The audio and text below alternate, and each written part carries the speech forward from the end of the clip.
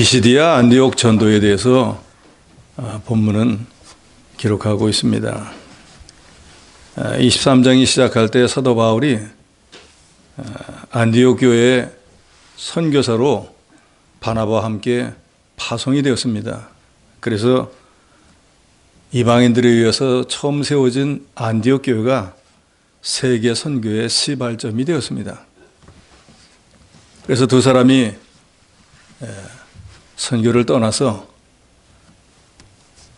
바나바의 고향이었던 구브로, 지금의 키프로스에 가서 복음을 전하서 거기에 있는 모든 사역이 마치고 난 뒤에 이제 바울과 동행하는 사람들이 바보에서 배를 타고 밤빌리아에 있는 버가에 이르렀다라고 13절은 기록하고 있습니다.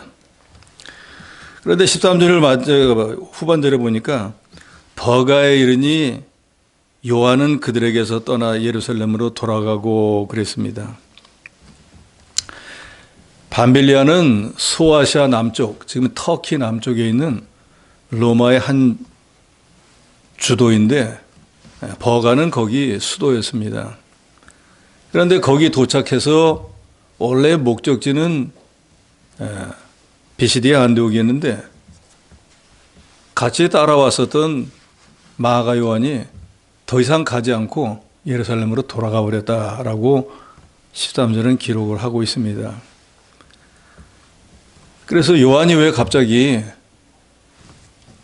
떠났을까 하는 것에 대해서 여러 학자들이 이렇다 저렇다 연구를 했습니다. 그래서 크게 보면은 세 가지 원인이 아닌가라고 말합니다. 원래부터 거기까지만 가기로 했었다. 또 원래 자기 사촌이었던 바나바를 따라서 와보니까 원래 자기 삼촌이 되죠. 사촌간이니까요. 근데 자기 바나바가 모든 걸 다 주관해서 하는 줄 알았는데 실제로 와서 보니까 바울이 하고 있는 거예요. 그래서 마음이 안 좋은 거예요. 그래서 갔다라는 설도 있고, 또 이 터키 남부 지역에 도착해서 원래 선교지로 작정했던 비시디아 안독을 가려고 하니까 그 앞에 막 3,000m가 넘는 엄청나게 높은 산이 있는 거예요. 아이고 저기 갔다가는 무슨 고생을 할지 모르겠다 해서 갔다라는 의견도 있고 분분한데 어떤 것인지는 모릅니다. 다 복합적일 수도 있습니다. 근데 어쨌든 결론적으로 보면은 당시에 이 마가 요한이 전도자로서, 즉 선교사로서 사명감과 인내심이 부족했던 것은 분명한 것 같아요. 무슨 선교하러 가면은 아이고 어서 오세요 하고 대접하면서 예수 믿을게요. 그런 경우는 없거든요. 우리가 길에서 노방전도를 해도 반가워하는 사람은 믿는 사람들이나 그러지 불신자들은 절대로 반가워 안 합니다. 그래서 이 일로 인해서 사도 바울은 이 마가 요한에 대해서 아주 크게 실망했다고 앞으로 나오는 15장에 보면 기록하고 있습니다. 로마서 8장 17절에 보면은 자녀이면 또한 후사, 곧 하나님의 후사요 그리스도와 함께한 후사니 우리가 그와 함께 영광을 받게 하여 고난도 함께 받아야 될 것이니라 그랬습니다. 하나님의 영광스러운 기업을 상속받기 위해서는 거기에 합당한 실력과 자격을 갖추어야 됩니다. 하나님이 자격 없는 사람에게 그 자격 있는 사람이 가져야 될 걸 주지 않습니다. 줘도 누리지도 못해요. 면허증이 없는데 몇 억짜리 차를 준다. 어떡하겠어요? 구경만 하고 있어야 되지 않겠습니까? 집에 트럭이 있는데 면허증이 없어서 자기가 등에다 짐을 지고 다녀야 되는 거 똑같은 거예요. 그래서 하나님은 우리 성도들을 고난을 통해서 연단합니다. 연단하는 목적은 쓸만한 그릇으로 만드는 거예요. 고난을 통해 가지고 그 사람 망하라는 뜻이 아닙니다. 그러면 하나님이 저 여러분을 구원해 줄 이유가 뭐가 있겠어요? 굳이 예수까지 십자가에 죽게 하면서까지 구원해 놓고 우리 보고 고난당하다 죽으라 하려면 하나님이 뭐 하시는 분이겠어요? 고난은 인내를 낳고 인내는 연단을 낳고 연단은 소망을 유게 한다고 로마서 5장 3절로 4절에 분명히 말씀합니다. 그러니까 고난이 있어도 신앙을 양보하지 않고 믿음을 지켜야 그때 조금씩 믿음이 자라나는 것이고 그리스도 형상이 이루어져 가는 것입니다. 우리 신앙도 심지 않고 거두는 법은 없습니다. 교회 생활을 오래 했다고 무조건 믿음이 자라나는 게 아닙니다. 말씀 듣는 거와 상관없이 그냥 교제로만 수십 년을 다녀보세요. 말씀하고 상관없습니다. 믿음 자라나지 않아요. 또 말씀을 많이 들었다고 해도 행하는 게 없으면 역시 믿음은 자라나지 않습니다. 그냥 지식적인 믿음이에요. 아는 건 엄청나게 많죠. 잘 알죠. 누가 뭐라고 하면 성경 어디에 있는 거 성경 구절은 잘 찾죠. 그런데 그 성경 말씀대로 행하는 게 없으니까 믿음은 없는 거예요.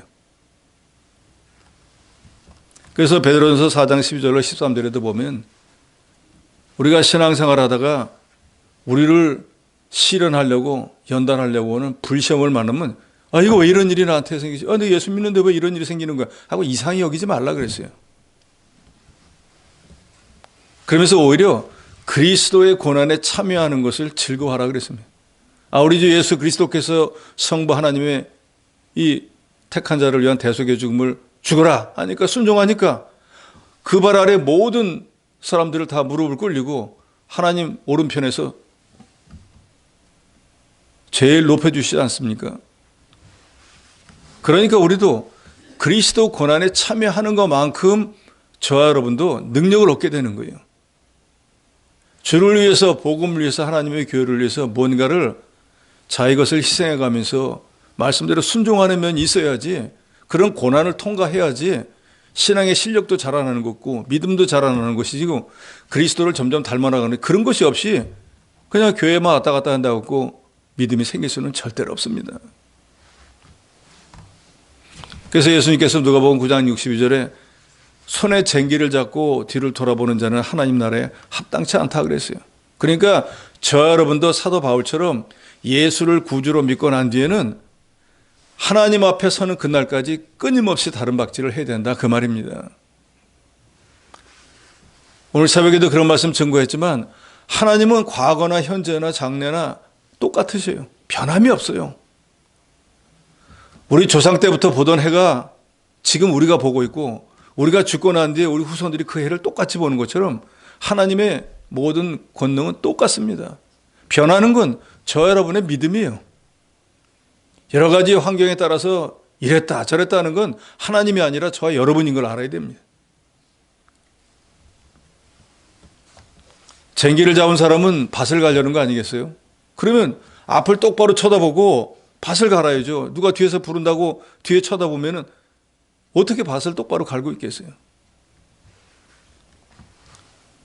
우리가 하나님의 말씀을 따라가는 거, 우리 구원을 이루기 위해서 수고하는 모든 것이 마치 농부가 쟁기를 잡고 밭 가는 거와 똑같은 거예요. 신앙의 밭을 가는 거예요. 그런데 세상 밭을 갈아도 뒤돌아보면 아무것도 안 되는데 이 신령한 일에 뒤돌아보면 어떻게 되겠습니까?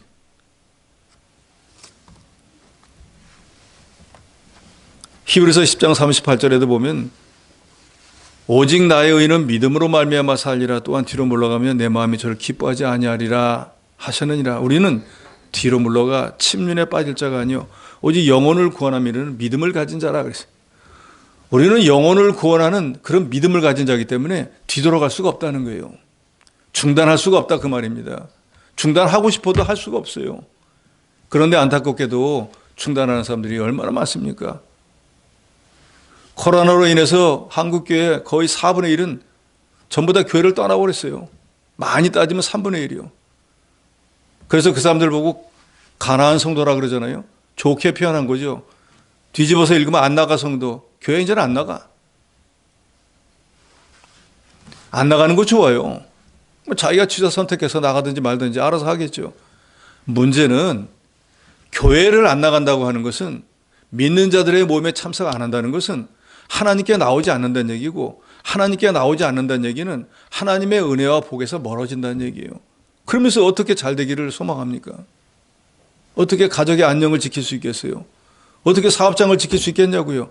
어떻게 자기 생명을 스스로 보존할 수 있겠느냐고요? 모든 것이 하나님의 손에 달렸는데 하나님을 멀리 하는데 어떻게 잘 되겠느냐 그 말이에요. 그러니까 그 사람 똑똑한 게 아니라 세상 천치인 거예요. 저는 지금까지 목회하면서 모든 성도들에게 늘 이 말씀 드립니다. 우리가 살아가면서 하지 말아야 될 것들이 있어요. 입에 올리지도 말아야 될 것. 결혼 생활하는 사람들은 이혼 얘기 입에 올리면 안 됩니다. 신앙 생활하는 사람들은 이제 교회 안 나가, 예수 안 믿을 거야, 이런 얘기 하면 안 된다고요. 그거는 자기가 스스로를 멸망시키는 얘기예요. 히브리서에도 분명히 말씀하지 않습니까? 뒤로 물러가는 사람은 침륜에 빠진다 그랬어요. 망한다 그 말이에요. 잠언 1장 마지막 절에도 뭐라 그럽니까? 안일주의에 빠지고 이제는 됐다고 하는 사람은 되는 게 아니라 자기를 죽이고 자기를 멸망시킨다 그랬습니다. 그렇기 때문에 우리 신앙인들이 살려면 한 발짝이라도 앞으로 나가야 돼요. 가만히 있으면 사는 길이 아니라니까요. 우리 신앙은 자전거 타고 가는 거 똑같아요. 막 페달질하면 가지만 가만히 있으면 가만히 있는 게 아니에요. 나가 떨어지게 돼 있다니까요. 다치게 돼 있다고요. 또 무리를 거슬러 올라가는 배에 젓는 사람과 똑같은 거예요. 가만히 있으면 가만히 있는 게 아니라 뒤로 떠내려 간다니까요. 가만히 있고 싶으면 가만히 있을 만큼 배 물의 속도만큼은 짚고 있어야 돼요. 그런데 한 발짝이라도 더 나가려면 두 배로 줘야 돼요. 그러니까 얼마나 힘든 일이에요. 그러니까 많은 사람들이 떠내려 가는 거예요. 저는 여러분들이 한 발자국이라도 주님 앞으로 나가기를 원합니다. 그래서 우리가 원하는 곳에 가야죠.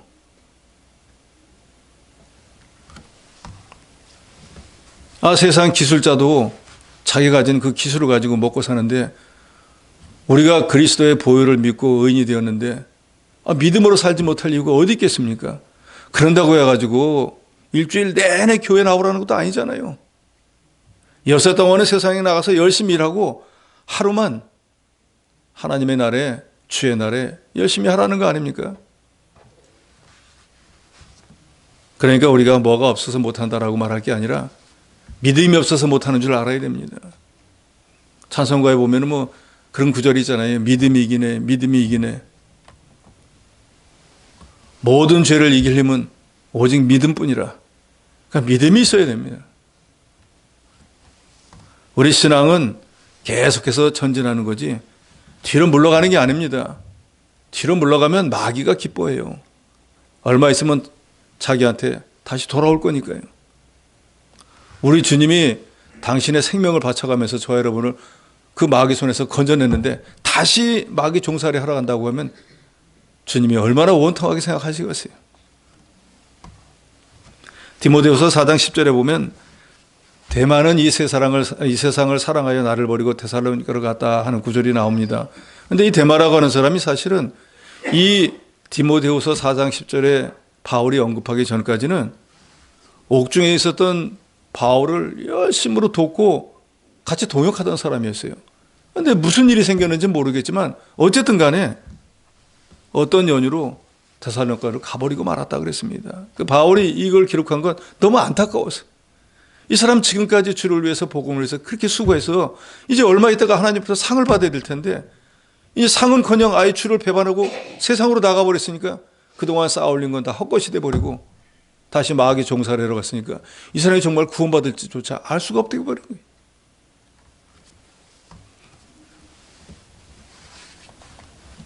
세상을 사랑하면 진리를 아무리 배워도 참으로 진리의 지식에 이르지 못합니다. 그래서 결국 다시 세상으로 나가게 됩니다.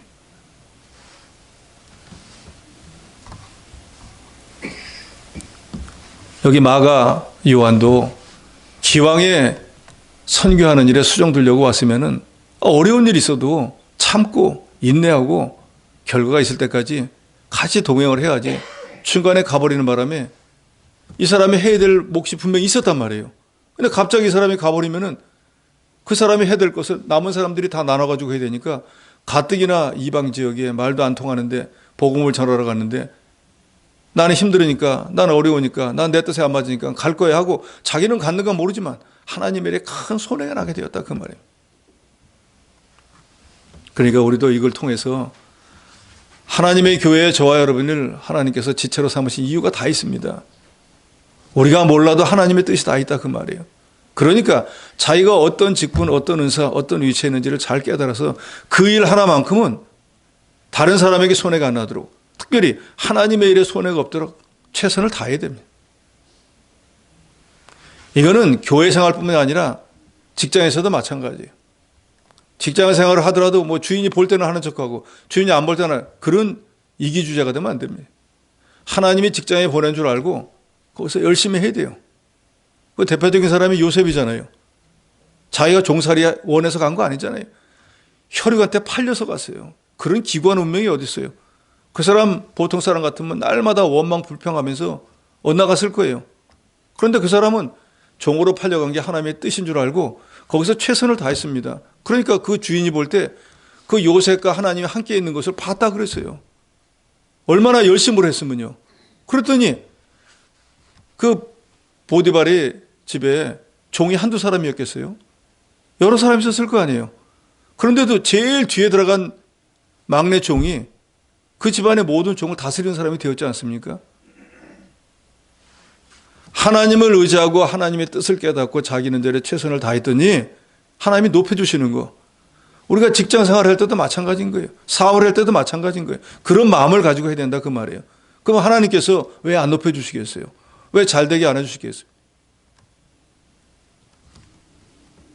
돈이 원수야. 돈만 아니면 내가 이런 직장 생활 안 할 건데, 나 이거 안 할 건데 하면은 그날 직장 출근해 보세요.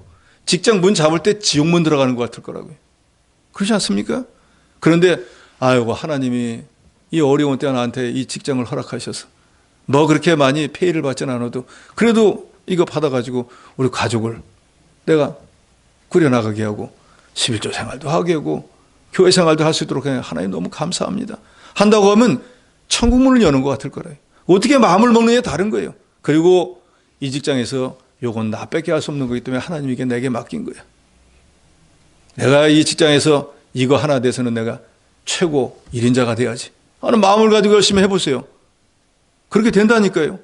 그러면 그 사람 어떻게 하지 못합니다. 기왕에 하나님 일을 할 때에도 하나님이 기뻐하시도록 일해야 됩니다. 마지 못해서 억지로 할 수 없다 하고 하면 그거 같이 재미없는 일도 없어요. 이 믿는 일도요. 정말로 자원해가지고 기쁜 마음으로 해보세요. 기쁨이 쏠쏠합니다. 하나님이 주시는 기쁨은 안 해본 사람은 몰라요. 아, 저 사람 바보같이 왜 저래? 교회 문턱이 닳더라고 왜 저래? 누가 시키지도 않는데 저 어려운 걸 왜 해? 왜 힘든 걸 해? 하는지 모르지만 그 어렵고 힘든 걸 한번 해보시라 그 말이에요. 내가 체험을 해보면 안 해본 사람들은 모르는 기쁨이 거기 있습니다. 그래서 계속 하게 되는 거예요.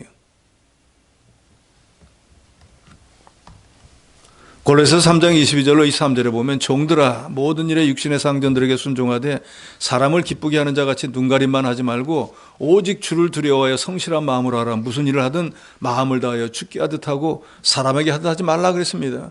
우리 믿는 사람은 무슨 일을 할 때 교회에서 윗사람을 섬길 때 직장에 가서 윗사람을 섬길 때 마지못해서 억지로 돈 때문에가 아니라 하나님이 이 직장에 나를 보내고 이 교회에 나를 보내서 이분을 섬기겠다고 하나님이 시킨 줄 알고 하나님께 하듯 하라는 거예요. 그러면 상대방이 좋아할까요? 나빠할까요? 예? 자꾸 섬기는데 이 사람아 그러지 마. 나는 섬김받기 싫어. 그런 사람이 있습니까? 하나님의 교회에서도 자기를 낮추어서 섬기는 자가 큰 자라고 했지 않습니까?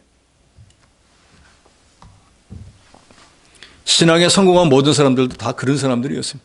모세, 수종자였던 여호수아는 40년을 모세 밑에서 수종 들었지 않습니까? 근데 그 사람이 원래 무슨 종이에요, 종.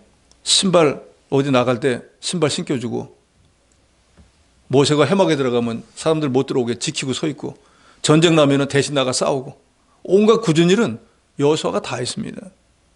그것도 몇 년이요? 40년이요. 그런데 모세가 어떤 사람이에요? 하나님의 백성들이 우상을 만들어 놓고 좋아하라고 춤추니까 하나님이 직접 쏜 돌판을 깨버린 사람이잖아요. 아무리 열받는다고 해도 하나님이 주신 거 그거 깨면 안 되잖아요. 근데 화가 나니까 하나님 거고 뭐고 갖다 내패대기 친 사람이 모세라고요. 애굽 사람하고 자기 같은 민족이 싸우는데 말리다가 한 대 때려가지고 살인자가 된 것도 그 사람은 힘이 그만큼 세고 그만큼 성질이 급하다는 거예요. 그러면은 여호수아가 40년 동안 모세 밑에 있을 때 모세가 여호수아한테는 무슨 일을 잘못하더라도 그저 좋은 말로 그래 하고 40년 그렇게 했을까요? 주어받기도 하고 싫은 소리도 하고 분명히 하지 않았겠어요? 그런데 그걸 40년을 꾹꾹 잘 참았다 그 말입니다. 그렇게 만들어졌기 때문에 모세가 죽은 뒤에 하나님께서 여호수아를 후계자로 세운 거지요. 심지 않고 거두는 법이 세상에 어디 있어요? 그러니까 저와 여러분도 이걸 알아야 됩니다. 마가 요한처럼 나도 선교하러 가야지 하고 좋은 마음으로 나섰다가 아이고 어려서 안 되겠다, 힘들어 안 되겠다, 아니 왜 우리 삼촌을 배제하고 자기가 일하는 거야, 뭐 말할 사람은 다 말하겠죠. 그거 빌미로 해가지고 하나님의 일이 그르치는 거 생각하지 않고 난 갈 거야 하고 가버린다고 하면 하나님의 일에 얼마나 큰 손해를 주느냐 그 말이에요. 지금 이 신약시대의 교회에서도 그런 사람이 너무 많아요. 자기 알아주면은 시키지 않으니까 열심히 하다가 뭐 알아주지 않으면 그 반대가 되죠. 우리가 하나님 앞에 인정받으려고 일해야 되지 사람에게 인정받으려고 일하는 건 아무 의미가 없습니다.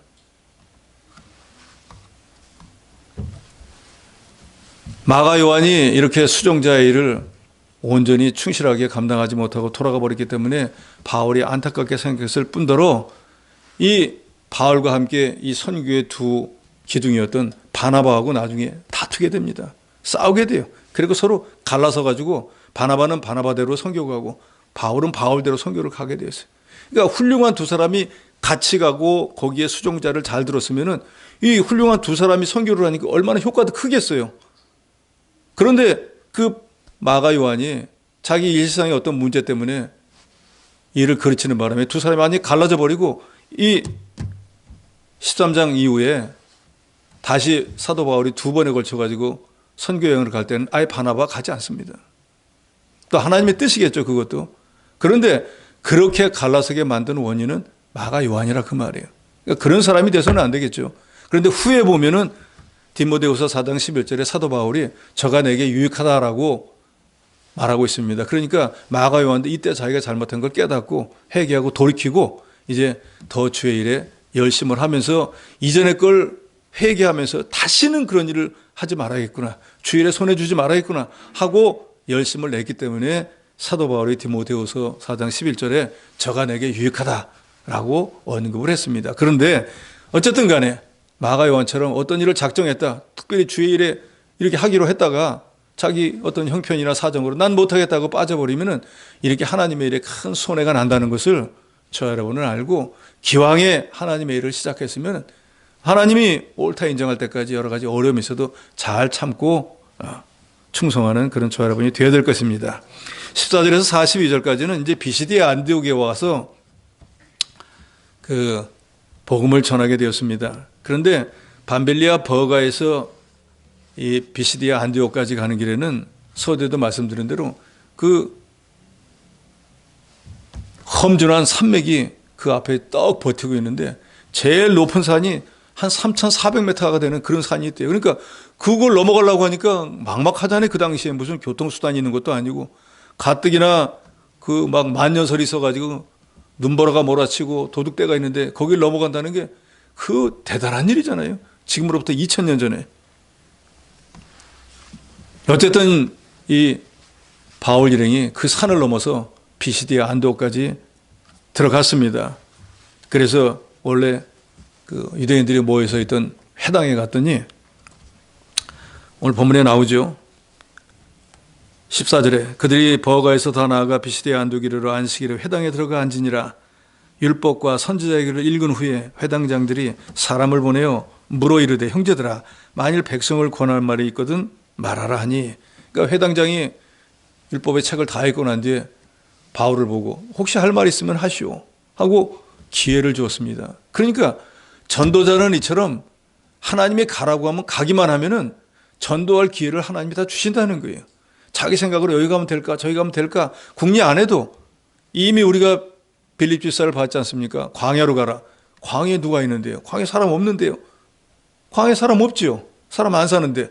그런데 하나님께서 빌립 보고는 광야로 가라. 그래서 광야에 가보니까 예루살렘에 와서 예배드리고 가고 있는 에티오피아 내시를 만났잖아요. 그걸 구원하게 하려고 하나님이 그 사람 구원하려고 광야로 가라고 한 거거든요. 우리는 모른다 그 말이에요. 우리도 매주 화요일날 목요일날 10시에 나와서 전도하는데 누굴 만날지 몰라요. 모르지만 전하라고 했으니까 전하는 것뿐이에요. 전하다 보면은 그 사람이 무슨 전도용지 하나 받았다고 교회 나오는 거 아니거든요. 그러지만 전했기 때문에 믿기로 예정되는 사람은 믿게 되는 거예요. 그러니까 전할 사명이 우리에게 있고 전하려고 하면 하나님이 만날 사람을 만나게 해준다는 것을 본문도 보입니다. 자기가 예를 들어가지고 가서 내가 지금 뭐 어떤 무슨 일을 하려고 하는데 와서 한번 들어봐라 한다고 모이겠느냐 그 말이에요. 그런데 회당 안에 사람이 다 모이는데 회당장이 말할 거 있으면 한번 해보시오. 얼마나 좋은 기회겠어요. 그래서 사도행전 23장에 바울이 최초로 설교를 하게 됩니다. 그 설교의 내용이 17절부터 시작해서 마지막 절까지인데 내용은 딱 한 가지예요. 과거 아브라함의 시대 때부터 다윗의 시대까지 얘기를 쭉 하면서 다윗이 바로 오실 예수 그리스도의 표상이었고, 그래서 지금 우리가 전하고 있는 예수 그리스도는 바로 다윗의 후손이다 라는 것을 17절 이하에 말씀하고 있습니다. 그리고 구약 성경에서 우리가 구약이라는 거 배웠지 않습니까? 구약은 오실 예수 그리스도에 대한 것을 기록한 게 구약이라고 했지 않습니까? 사도 바울이 그걸 회당에 나온 모든 사람들에게 말하고 있습니다. 우리가 구약 성경을 왜 배우느냐? 예수 그리스도를 세상에 보내주신다고 하는 약속이 바로 구약이다. 그런데 그분은 우리가 언뜻 생각해 보면 십자가에 죽임을 당해서 별 볼 일 없네, 자기 죄 때문에 죽었는가 라고 생각할 수 있지만 그것이 아니고 이미 다윗이 내주라고 표현한 것처럼 장차 오실 메시아가 바로 이 예수 그리스도이고 그분은 다윗의 후손이다 라는 것을 말하고 있습니다.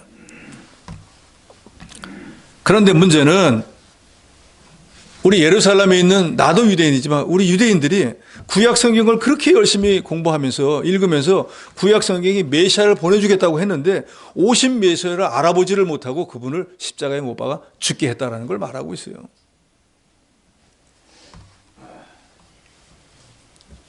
그러니까 예수께서 이 세상에 오시고 메시아 즉 구세주가 된 것은 그 사람이 와가지고 내가 하나님의 아들이야,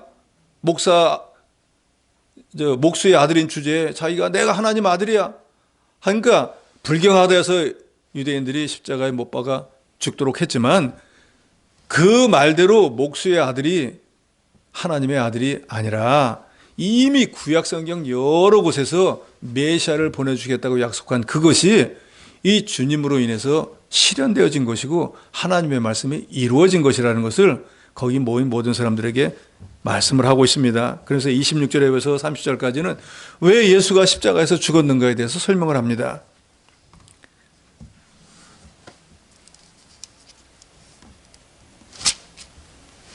그 앞서서 보면은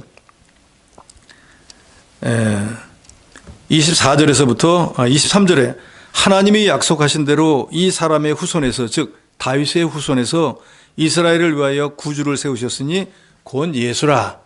그러니까 예수는 너희가 생각하듯이 그 요셉이라고 하는 목세의 아들로 나서 자기가 스스로 내가 하나님의 아들이야 하다가 불경죄로 십자가에 죽은 그런 사람이 아니고 이미 구약 성경에서 여러 선지자들을 통해서 메시아를 보내주시겠다고 한 그 메시아인데 그 메시아는 족보로 따져보면 다윗의 후손이고 하나님이 약속하신 대로 그 다윗의 후손에서 메시아를 보내주셨는데 그분이 바로 십자가에서 우리를 위해서 대신 죽어주신 예수다라는 것을 말합니다. 그러면서 24절에서 25절에는 너희가 잘 알듯이 요단강변에서 세례 요한이 세례를 베풀었지 않느냐. 그런데 그때 세례 요한이 바로 십자가에서 우리 대신 죽어주신 이 주님을 보고 하나님의 어린 양이라고 하고 또 너희들 다 들었지 않느냐. 나는 광야에 외치는 자의 소리 같아서 이분이 오실 때 그 길을 예비한 사람이고 나는 그분의 신발끈 푸는 것도 나 감당 못하는 그런 사람. 그분이 바로 예수 그리스도다. 그래서 세례 요한도 예수님보다 6개월 먼저 와서 이 일을 했던 거다. 그런데 26절 이하에 보면은 형제들아 아브라함의 후손과 너희 중 하나님을 경외하는 사람들아 이 구원의 말씀을 우리에게 보내셨거늘 이 예수를 우리를 위해 구세주로 보내주었는데 27절에 예루살렘에 사는 자들 그들 관리들이 예수와 및 안식일마다 외우는 바 선지자의 말을 알지 못하므로 즉 구약 성경에 메시아를 보내주겠다고 한 것이 바로 예수님에 대해서 말한 건데 읽기는 열심히 읽으면서 그게 누군지를 몰라서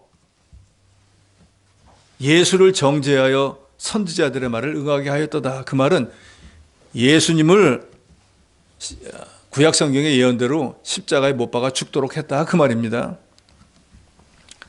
28절에 죽일 죄를 하나도 찾지 못했으나 빌라도에게 죽여달라 하였으니 성경의 글을 가리켜 기록한 말씀을 다 응하게 한 것이라. 후에 나무에서 내려다가 무덤에 두었으나 하나님이 죽은 자 가운데 그를 살리신지라. 이 말은 구약 성경에 그렇게 모든 성경을 통해서 메시아가 오실 것을 예언을 했고 그분은 다윗의 후손으로 분명히 이 세상에 오셨을 뿐더러 세례 요한이 이 예수님에 대해서 이미 다 증거하고 너희가 그래서 물로 세례를 받았는데 불로 세례를 주신 이 예수를 너희가 알지를 못해서 너희 조상과 너희들이 십자가에 못 박아 죽게 했다는 것을 말하고 있습니다. 그런데 그 주님은 단순히 요셉의 아들인 사람이 아니라 인성을 입으신 신성을 가진 하나님이셨기 때문에 또 죄가 없었기 때문에 십자가에서 죽어서 장사를 지내는데 사흘 만에 다시 부활했다. 그분이 바로 예수 그리스도라는 것을 증거하고 있습니다. 33절에 곧 하나님이 예수를 일으키사 우리 자녀들에게 이 약속을 이루게 하셨다 함이라. 시편 2째 편에 기록된 바 같이 너는 내 아들이라 오늘 내가 너를 낳았고 또 하나님께서 죽은 자 가운데서 그를 일으키사 다시 썩음을 당하지 않게 하신 것을 가르쳤다 그랬습니다. 세상의 모든 사람들은 세상에 한번 나왔다가 다 죽어서 썩어서 없어져 버리잖아요. 그런데 예수님은 썩어서 없어져 버리니까 다시 살아났다 그 말이에요. 그러니까 이분이 바로 하나님이신 구세주이신 예수 그리스도. 그러니까 37절에 하나님께서 살리신 이는 즉 예수 그리스도는 썩음을 당하지 아니하였나니 그러므로 형제들아 너희가 알 것은 이 사람을 힘입어 죄사함을 너희에게 전하는 이것이며 또 모세율법으로 너희가 의롭다 하심을 얻지 못하던 모든 일에도 이 사람을 힘입어 믿는 자마다 의롭게 하심은 이것이라. 그러니까 사도 바울이 장황하게 설교를 했지만 전하고자 하는 중요한 것은 딱 이 두 가지입니다. 37절과 38절과 39절을 저 여러분이 다 같이 한 목소리로 읽도록 합니다. 38절 39절입니다. 시작. 그러므로 형제들아 너희가 알 것은 이 사람을 힘입어 죄사함을 너희에게 전하는 이것이며 또 모세율법으로 너희가 의롭다 하심을 얻지 못하던 모든 일에도 이 사람을 힘입어 믿는 자마다 의롭다 하심을 얻는 이것이라. 내가 너희에게 지금 과거 시대 때 아브라함으로부터 시작해서 사사시대 때 하나님께서 왕을 요구하기 때문에 다윗을 세웠는데 그 다윗을 통해서 그 후손에 메시아를 주겠다고 했는데 바로 너희가 십자가에 못 박아 죽게 한 그분이 바로 메시아였는데 너희는 날마다 성전에 가서 성경을 읽으면 메시아 올 것을 고대하는데 깨닫지를 못해서 그 메시아를 너희가 죽였다. 세례요한이 이미 예수님보다 6개월 전에 와가지고 물로 세례를 받은 요단강변에서 죄를 회개하고 뒤에 오실 분에게 불로 세례를 받으라고 그렇게 너희에게 가르쳤는데 너희가 깨닫지를 못했지 않느냐. 그래서 이제 이 예수 그리스도는 어떤 분인가? 너희에게 죄사함을 주시는 분이며 너희를 의롭게 하시는 분이라. 그러니까 누구든지 예수를 구주로 믿으면 죄사함을 받고 하나님께서 그 사람을 의인이라고 칭해 주신다 그 말입니다. 그러니까 죄사함을 받고 의인이 되는 것이 바로 하나님의 자녀가 되는 것이고 천국을 기업으로 얻게 되는 것이니까 너희가 예수를 믿어야 구원을 얻는다는 것을 거기 모인 모든 사람들에게 사도 바울이 증거를 했습니다. 그러면서 40절 이하에 그런즉 너희는 선지자들을 통하여 말씀하신 것 같이 너에게 미칠까 두려워하라 삼가하라. 보라 멸시하는 사람들 너희는 놀라고 멸망하라. 내가 너희 때를 당하여 한 일을 행할 것이니 사람이 너희에게 이를 줄라 도무지 믿지 못할 일이라. 아무리 가르쳐 주어도 아무리 예수를 믿으라고 해도 믿지 않고 호의호식하다가 결국은 지옥에 간 부자처럼 그거 믿지 못하고 예수를 부인하다가 지옥에 간 사람처럼 되지 말고 마음을 완악히 하지 말고 온유히 겸손해서 지금 내가 너희 전하는 예수 그리스도를 믿고 죄사함을 받고 의인이 되어서 천국을 기업으로 얻으라 하고 사도 바울이 복음을 전했습니다. 그랬더니 42절에 보니까 그들이 나갈새 이제 바울의 모든 설교를 다 듣고 나서 야 예수를 믿어야겠구나 하는 생각을 하면서 나가면서 사람들이 다음 안식일에도 이 말을 전해라. 다음 안식일에도 일주 뒤에 와서 우리에게 이 예수에 대해서 다시 한번 말해주라. 아, 예수님만이 구세주구나. 예수님만이 죄를 사해 주시는구나. 예수를 믿어야 구원을 얻는구나. 너무너무 좋은 말씀입니다. 다음 주에 또 와서 해달라. 43절에 회당의 모임이 끝난 후에 유대인과 유대교에 입과하는 경건한 사람들이 많이 바울과 바나바를 따르니 두 사도가 더불어 말하고 항상 하나님의 은혜 가운데 있으라. 바울의 설교를 듣고 난 뒤에 회개하고 돌이켜서 예수를 구주로 믿게 된 사람들이 많이 나왔다 그랬습니다. 그러니까 그 사람들에게 바울과 바나바가 항상 하나님의 은혜 가운데 있으라. 여기 계신 여러분들도 항상 하나님의 은혜 가운데 계셔야 됩니다. 은혜 가운데 있으려면 어떻게 됩니까? 하나님과 함께 있어야죠. 하나님을 떠나지 말아야죠. 한 발자국이라도 하나님 앞으로 가야죠. 멀어지면 은혜와 복에서 다 떨어져 버리는 거예요. 제가 누누이 말씀드리지만 이 사막 같은데 선인장이 어떻게 삽니까? 대낮에 40도 50도 새벽이 되면 막 영하로도 내려가는데 비도 안 오는데 그거 어떻게 사냐 그 말이에요. 누가 물을 주는 거예요? 없잖아요. 어떻게 삽니까? 한밤에 그 기온이 뚝 떨어졌다 대낮에 엄청나게 올라갔다는 그 기온 차로 인해 갖고 미세하게 이슬이 내리는 거예요. 그걸 먹고 사는 거예요. 우리도 하나님 앞에 나올 때 하나님이 우리에게 그런 은혜와 그 이슬 같은 걸 주니까 우리가 하루하루 살아가는 줄 알아야 돼요. 근데 그걸 안 먹으면 죽기밖에 더 하겠어요. 죽으면서도 그걸 깨닫지 못하는 게 나는 까딱없다. 난 괜찮다. 뭐 외당 안 나가면 어떻게 돼? 뭐 교회 안 간다고 죽나? 죽어요. 죽는 줄 알아야 됩니다. 그러니까 다른 거 다 못해도 숟가락 들림만 있으면 예배당 나오셔야 돼요. 코로나가 죽습니까? 코로나 때문에 안 죽어요. 다른 데는 급한 일 있으면은 병이 들어도 다리를 절절 끌고도 가면서 예배당 나오라 그러면은 복 받으러 오라고 하면 그걸 싫어하니? 이게 진짜 믿는 사람인지. 어떤 나이 많은 집사님이 가게를 했는데 장사가 안 돼가지고 가게를 좀 빼려고 하니까 안 빠지는 거예요.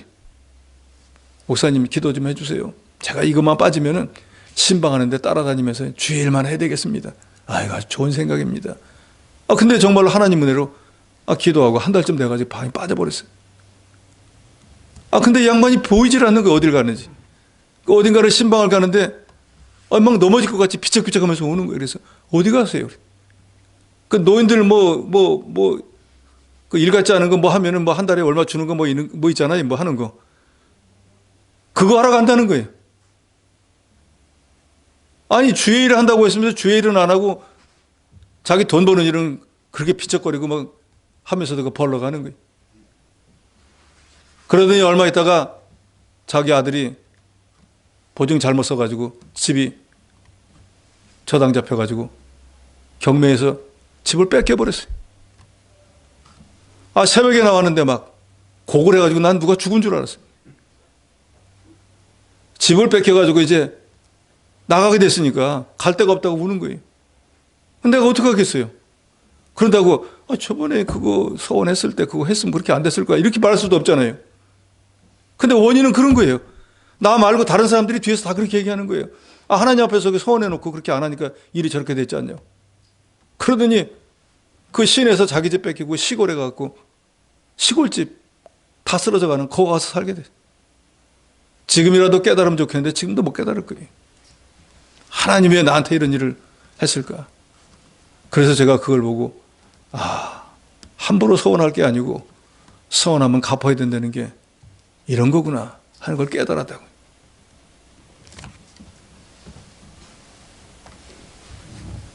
하나님의 은혜 가운데 살아야지. 은혜 아니면 복음 선거에도 그런 거 있잖아요. 은혜 아니면 진짜 우리가 살 수가 없습니다. 이 험악한 세상을 어떻게 살겠어요? 내 힘과 내 뜻으로 된다고 하면 하나님 믿을 이유가 뭐가 있겠습니까? 내가 다 알아서 해주면 되죠. 내 자녀 일도 내 마음대로 못 하잖아요.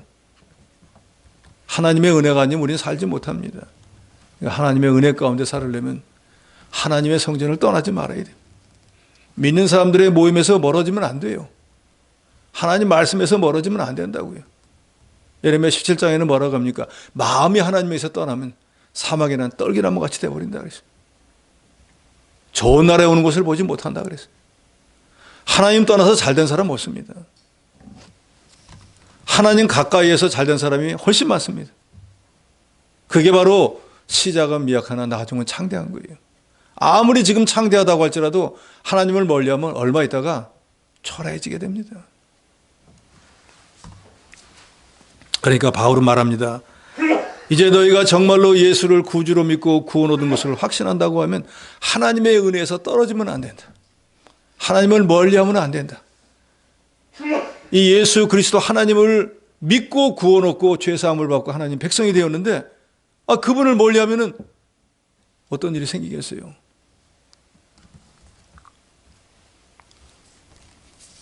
(44절에) 보니까 그 다음 안식일에는 더 많은 사람들이 몰려가지고 이 복음의 말씀을 들으려고 몰려왔습니다.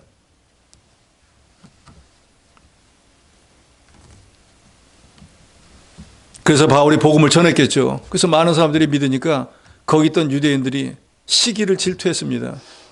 그래서 복음을 전하지 못하도록 방해를 해서 사도 바울은 그곳을 떠났다라는 것이 마지막 구절에 있습니다. 그런데 48절에 보니까 이방인들이 복음을 듣고 기뻐하여 하나님의 말씀을 찬송하며 영생을 주시기로 작정된 자는 다 믿더라 그랬어요. 아무리 방해를 하고 복음을 전하지 못하게 해도 복음의 말씀을 지나가더라도 듣는 사람고 믿기로 예정된 사람은 믿게 되어진다는 거예요. 그래서 우리가 복음을 전해야 되는 이유가 여기에 있습니다. 이 사람은 절대로 안 믿을 거야. 자기가 계산해가지고 복음을 안 전하면은 듣지 못하니까 듣지 못하면 어떻게 알겠어요? 전하는 사람이 없는데 어떻게 들을 수 있겠어요? 그러니까 믿게 되느냐 안 믿게 되느냐는 우리 상관이 아닙니다. 우리는 전하는 사명만 있는 거예요. 그러면 믿기로 예정된 사람은 어떻게든지 다 믿게 되는 거예요. 그런데 이런 건 있잖아요. 전하면은 믿게 되어 있는 사람을 갖다가 빨리 전했으면은 그 사람이 예수 믿고 좀 하나님 나라를 위해서 수고 많이 하다 갈 건데 죽을 때쯤 돼가지고 전해가지고 믿으면은 아무것도 못하고 영혼만 간신히 있고 뭐 이렇게 만들 거 아니에요. 그러니까 우리는 전할 사명이 여기에 있다는 거예요. 이런 여러 가지 일을 하기 위해서 마가요원을 수정자들하고 같이 갔는데 그 사람이 끝까지 같이 갔다고 하면 이런 일들이 더 수월하게 더 많이 될 수도 있었는데 그 사람이 그 일에서 빠져버리는 바람에 물론 남은 사람을 통해서 하나님께서 다 역사는 했지만 일이 이전보다 더 어려워지고 힘들어진 것은 그 마가요원의 책임도 없지 않아 있습니다. 우리도 지금 복음을 전하는데 오늘도 제가 길에 건너갔다 은행점 갔다 오는데 갈보리교회 어떤 여자 집사님이 예수 믿으라고 해서 아이고 수고하십니다 하고 제가 왔는데 누가 보니까 자기 혼자 하고 있더라고요. 교회를 엄청 사랑하나 봐요. 그분도 남이 하든지 말든지 혼자 나와가지고 열심으로 전도하고 있더라고요. 우리 주님이 우리에게 주신 지상명령은 바로 땅끝까지 가서 복음을 전하라는 것입니다.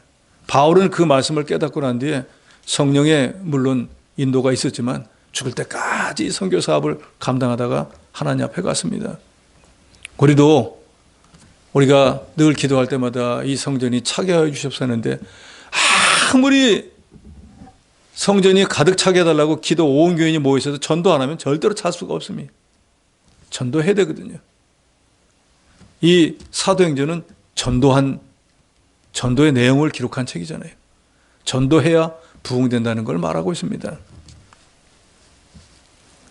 그래서 그곳에 있던 여러 유대인들이 방해를 해가지고 더 이상 복음을 전하지 못하고 50절에 보면 신의 유력자들을 선동하여 바울과 바나바를 박해하여 그 집에서 쫓아내어 두 사람이 그들을 향하여 발에 티끌을 떨어버리고 이고니온으로 가거늘 제자들은 기쁨과 성령이 충만하니라 그랬습니다. 믿을 사람은 이미 다 믿게 되었고 그 사람들이 아무리 방해한다고 해도 하나님의 구원운동, 이 생명운동은 중단되지가 않습니다. 그러니까 우리 사람 생각으로 이 구원운동, 생명운동이 되는 게 아니라 우리는 그저 하나님의 일에 쓰임받는 것뿐이에요.